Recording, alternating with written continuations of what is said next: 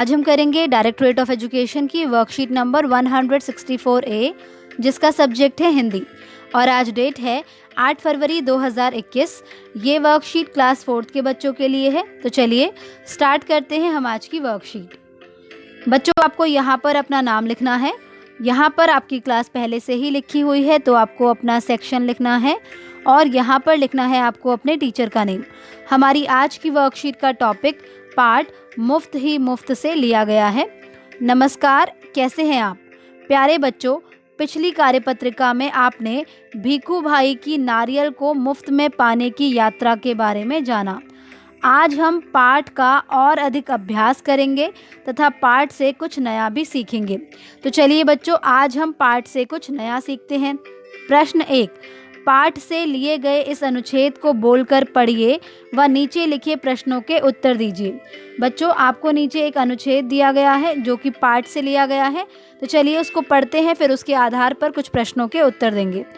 भीखू भाई की बात सुनकर माली ने कहा, अरे काका, मुफ्त में चाहिए ना, यह रहा पेड़ और यह रहा नारियल। पेड़ पर चढ़ जाओ और जितने चाहो तोड़ लो, वहाँ नारियल की कोई कमी नहीं है। पैसे तो मेरी मेहनत के हैं, सच जितना चाहूँ ले लूँ। भीखू भाई तो खुशी से फूले ना समाए, मेरा यहाँ तक आना बेकार नहीं गया। तो बच्चों, जब भीखू भाई माली के पास पहुँचते हैं और उससे फ्री में नारियल मांगते हैं, यानी कि मुफ्त में नारियल मांगते हैं, तो माली कहता है कि अगर आपको मुफ्त में चाहिए तो ये पेड़ है और इस पेड़ पर बहुत सारे नारियल भी लगे हुए हैं, तो आप इसके ऊपर चढ़ जाओ और जितना चाहे आप उतना तोड़ सकते हो। क्योंकि मैं किस बात के पैसे ले रहा हूँ? मैं तो अपनी मेहनत के पैसे ले रहा हूँ। तो भीखू भाई कहते हैं कि सच में क्या मैं जितने चाहता हूँ उतने ले सकता हूँ? तो भीखू भाई इससे बहुत ज़्यादा खुश हो जाते हैं। ठीक है, तो कहते हैं कि मेरा यहाँ पर आना बेकार नहीं गया। तो चलिए बच्चों, अब हम प्रश्न देखते हैं। पहला प्रश्न है, भीखू भाई ने क्यों कहा कि मेरा यहाँ तक आना बेकार नहीं गया? बच्चों, भीखू भाई ने ऐसा इसलिए कहा क्योंकि उन्हें नारियल का पेड़ ही मिल गया, वहाँ नारियल की कमी नहीं थी और भीखू भाई तो मुफ्त में चाहते थे, तो वो उस पेड़ से जितने चाहे उतने नारियल ले सकते थे। अगला प्रश्न देखिए, भीखू भाई इतने खुश क्यों हुए? तो भीखू भाई इतने खुश क्यों हुए?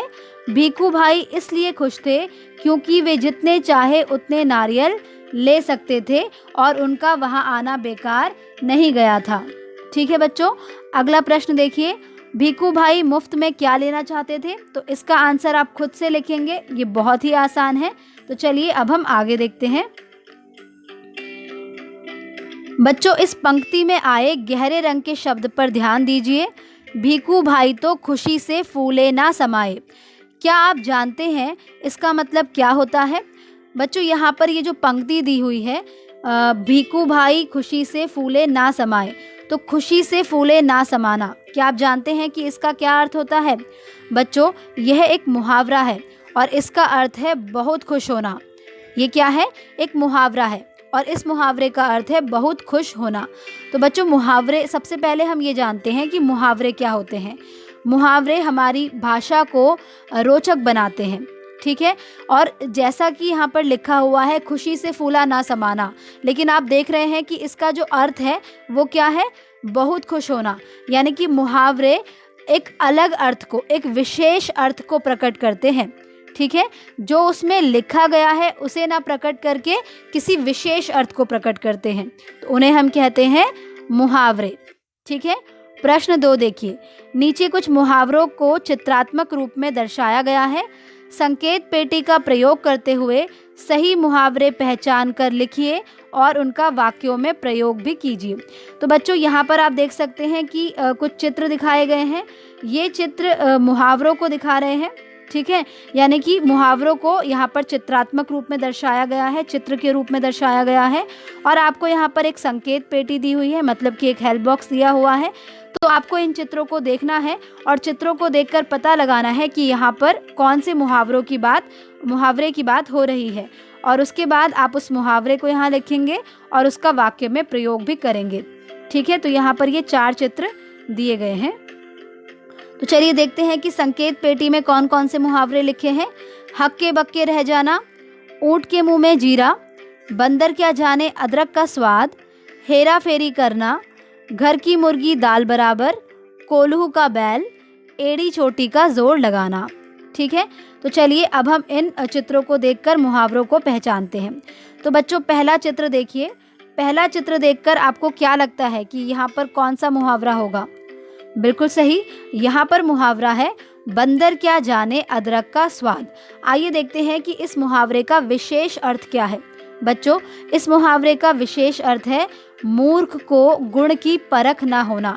मतलब कि जो मूर्ख व्यक्ति होता है उसे गुण की परख नहीं होती, या फिर आप कह सकते हो कि उसे किसी चीज़ का ज्ञान नहीं होता और उसके बारे में वो कुछ भी कह देता है। तो हमने इसीलिए यहाँ पर वाक्य बनाया है, दूध हमारे शरीर को ताकत देता है और तुम उसे पीने के लिए मना कर रहे हो। सच ही कहा है किसी ने, बंदर क्या जाने अदरक का स्वाद। ठीक है, अगला देखते हैं बच्चों। अगला चित्र देखिए। अगले चित्र में क्या हो रहा है? एक बैल है और जो कि चारों तरफ घूमे जा रहा है। तो यहाँ पर मुहावरा क्या है? मुहावरा है कोल्हू का बैल। तो हम यहाँ लिख देंगे कोल्हू का बैल। अब इसका अर्थ क्या होता है? बच्चों, इस मुहावरे का विशेष अर्थ होता है दिन रात काम में लगे रहना, मतलब कि पूरे 24 घंटे काम करते रहना। ठीक है, तो इसका हमने वाक्य बनाया है, बंसी काका अपने खेतों में कोल्हू के बैल की तरह काम में लगे रहते हैं, मतलब कि दिन रात लगे रहते हैं। तो चलिए अब हम अगला मुहावरा देखते हैं। तो आप देख सकते हैं कि यहाँ पर एक चींटी है जिसने कि बहुत सारा सामान अपनी पीठ पर लिया हुआ है। तो ये मुहावरा कौन सा है? ये मुहावरा है एड़ी चोटी का जोर लगाना। एड़ी चोटी का जोर लगाना। ठीक है, इसका अर्थ होता है अपनी तरफ से पूरा प्रयास करना। आप देख सकते हैं कि ये छोटी सी चींटी है और इसने अपनी पीठ पर कितना बड़ा बोझ ले रखा है, यानी कि ये इसे उठाकर कहीं ले जा रही है। इसका मतलब कि ये पूरा प्रयास कर रही है, पूरी मेहनत कर रही है उसे ले जाने के लिए। तो इसका वाक्य क्या बनेगा? गीतिका ने स्कूल में दौड़ प्रतियोगिता जीतने के लिए एड़ी चोटी का जोर लगा दिया, मतलब कि बहुत ज़्यादा मेहनत की। ठीक है, तो बच्चों अगला चित्र किसका है? अगले चित्र में आप देख सकते हैं कि एक ऊंट है जिसके मुंह में जीरा है। क्या है? जीरा। तो यही हमारा मुहावरा है, ऊंट के मुंह में जीरा। तो क्या सच में ऊंट के मुंह में जीरा है? नहीं बच्चों, ये तो एक मुहावरा है जिसका विशेष अर्थ है आवश्यकता से बहुत कम। यहाँ पर आप लिख दीजिएगा कम। आवश्यकता से बहुत कम प्राप्त होने वाली चीज़। यानी कि आप देख सकते हैं कि ऊंट तो कितना बड़ा होता है, लेकिन उसके लिए एक छोटा सा जीरा कितना कम है ना? इसीलिए यहाँ पर कहा गया है कि आवश्यकता से बहुत कम प्राप्त होने वाली चीज़, उसी के लिए हम इस मुहावरे का इस्तेमाल करते हैं। अब आपको इसका वाक्य खुद से बनाना होगा बच्चों। प्रश्न 3 देखिए। भीखू भाई को नारियल पसंद था। आप अपनी कॉपी में अपनी पसंद के फल का चित्र बनाइए और उसके बारे में कुछ वाक्य लिखिए। आप नीचे लिखे संकेत शब्दों का प्रयोग भी कर सकते हैं। तो बच्चों, जैसा कि कहानी में हमने देखा कि जो भीखू भाई थे उन्हें नारियल बहुत ज़्यादा पसंद था।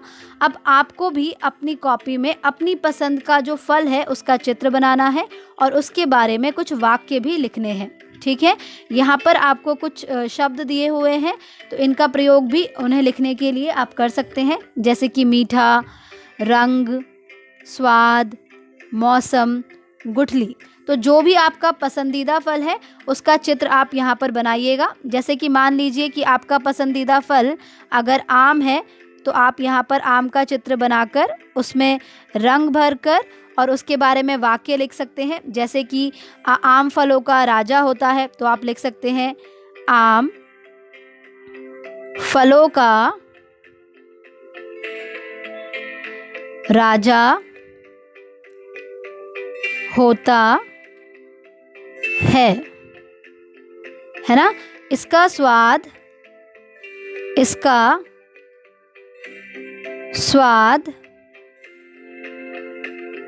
बहुत अच्छा होता